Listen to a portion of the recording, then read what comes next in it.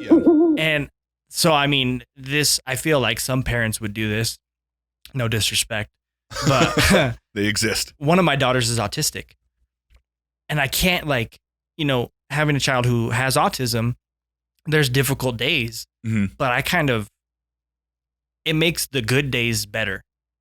Knowing that yesterday was a rough day, she had a tough day, she couldn't really communicate what she wanted, she had some fits, she was crying a lot, but today she's playing, she's actually trying to form sentences, she's talking more, it makes the good days make the bad days not as bad, if that makes sense. So what a wonderful way of looking at that, man. Yeah, I just couldn't imagine going back in time and going, let's make sure she doesn't have any sort of, I don't like to call autism a disorder. I know that it's technically a disorder, but what would you call it?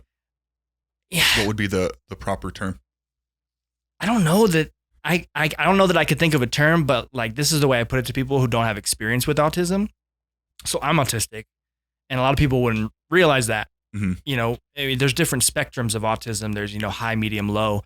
But where my daughter is, the way I describe it to people is imagine that you're the smartest person in the room, okay, but you don't know how to ask for a glass of water. And imagine how frustrating that is. And that's what it makes it easier to deal with the meltdowns when the meltdowns happen, because I'm she just needs something. She doesn't know how to tell me what it is. So does autism affect your social interactions? So at the different levels, so it can affect your social skills in general. It can affect your speech, how fast you develop speech. Like my daughter, they're going to be 4 in July. She knows words, she says words, she asks for certain things, but she can't really form sentences, and she won't have a conversation with you. Whereas my other daughter will just talk. So she's struggling a little bit with communication, which is her biggest struggle, her biggest hurdle she has to jump over. But thankfully, we got her into an autism-specific classroom for August when they go back to school. So I think that's going to be super beneficial. That's really good. Yeah.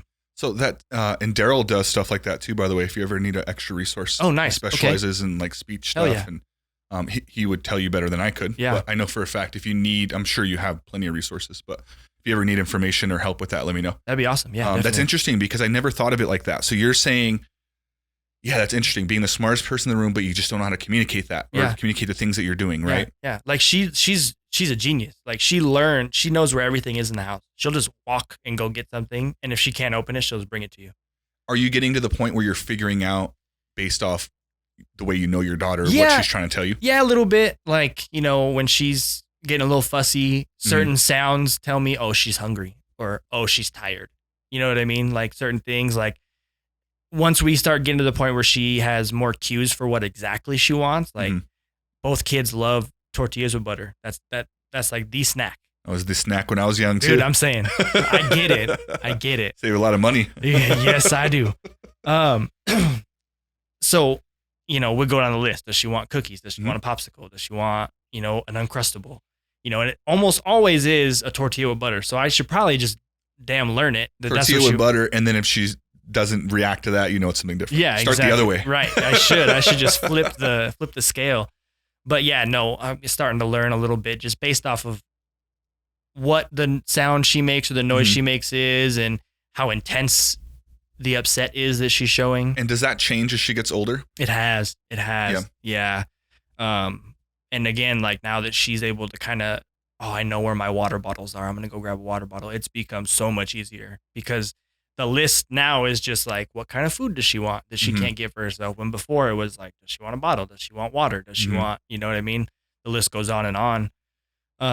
But yeah, as she's gotten older and, I've learned her more, it's starting to get a little easier. Does it help to be more plan oriented, for her to have a routine? Does that help? That's a big thing. When we first got the diagnosis, they were like, get her into a routine, into a routine. And I have tried, but I mean, let me tell you, this kid will take 5 baths a day if you let her. There is no routine with her. She just, whatever she wants to do, she's going to do.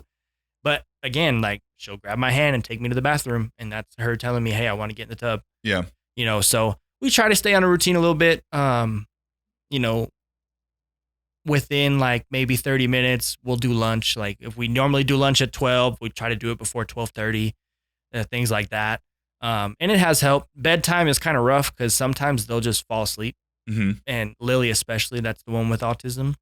She'll just be hanging out watching TV and just pass out at like 5 o'clock in the afternoon. And then I'm like, damn, she's going to wake up at 7 and be up till like 2 o'clock in the morning. That seems to be a parent thing. When the kids fall asleep early, they get upset. Yeah. Like once 7 o'clock hits, if you want to fall asleep at 7 o'clock or later, go for it. Anytime before 7, please don't. Throws off everything. Please don't. That's wild, man. And so another thing that I was thinking of, I hope you don't mind me asking questions. No, go ahead. It's has this happened yet, or have you thought about when and how do you start introducing new things, right? Because she obviously likes tortillas with butter because that's her thing. But maybe, when kids don't have a wide variety of things to eat, like when do you start introducing new things? And that's kind of I'm super jealous of like my roommate and my sister because their kids will eat anything you put in front of them. Like if my roommate takes a bite of something, it could be like fish. I hate fish. That's why I make that face. But it could be like I don't eat fish piece of fish. And if he goes, this is so good, his son will be all right, let me have some. Let me tell you how many times I've eaten a burger in front of these kids. Trying to trick them into like. And they will not take a bite. We finally got pizza. And now it's pizza all the time. Before it was like chicken nuggets and fries or make some at the house. But now like they want pizza all the time. So introducing something new has been a little tough because they don't fall for my shit. Like I try so hard. Like they have to actually like it for it to work. Yeah. But like, and they won't even try it. That's the frustrating part. I'm like, just try it. You're going to like it. I promise. I bet that's a tough thing with you just watched was all right. But this next one, click on the video. You'll see what I'm talking about.